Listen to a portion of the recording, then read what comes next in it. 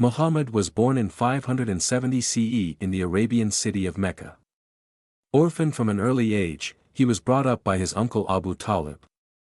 He worked as a merchant and shepherd and did not receive any formal education. Muhammad had spiritual inclinations and would spend time going to caves around Mount Hira to spend time in silence, prayer and retreat. He was also known for his generosity, devoutness and skill in arbitrating disputes.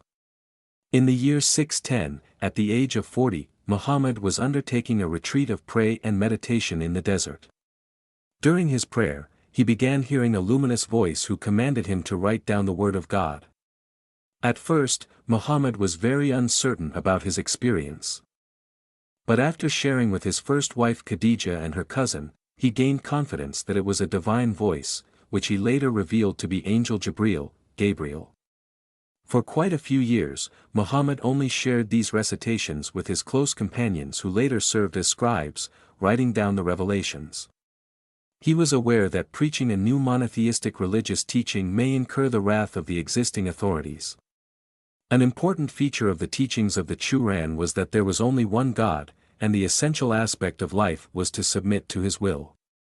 In the beginning, he attracted a small number of followers, who were deeply moved by the teachings Muhammad imparted. This gave him the confidence to speak to other people in Mecca.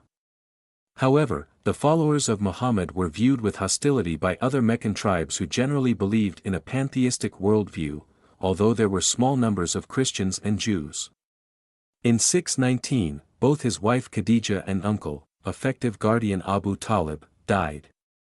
In this time of personal difficulty, he had an important spiritual experience, where he felt his spirit transported to Jerusalem and then to heaven, where he saw himself with other prophets such as Moses and Jesus amidst the divine throne of God.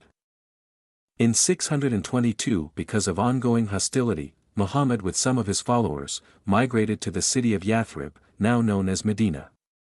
This migration is known as the Hijra and marks the beginning of the Islamic calendar. In Medina, Muhammad succeeded in uniting various tribes. He used his skill as an arbiter to smooth over tensions, and increasingly he was viewed as an adept and inspirational leader, combining strength and military skill with a compassionate and devout nature. At the Battle of Badr, just 313 Muslims under Muhammad's leadership defeated a force of 1,000 Meccans. After this victory, Muhammad negotiated a peace treaty with the Meccan tribes. In 629, Muhammad carried out a pilgrimage, Hajj, to Mecca. This spiritual journey became a pillar of Islam.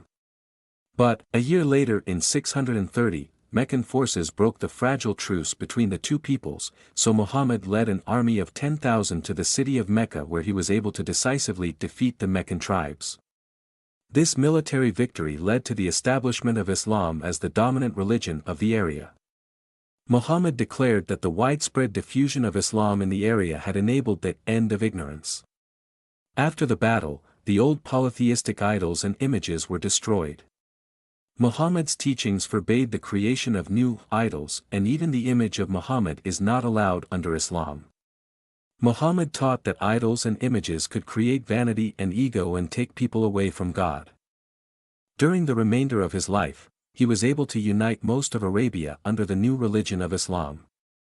In 632, he gave his final sermon to 20,000 people, showing the extent of his influence and popularity. He died later in the year after suffering from a fever that lasted several days.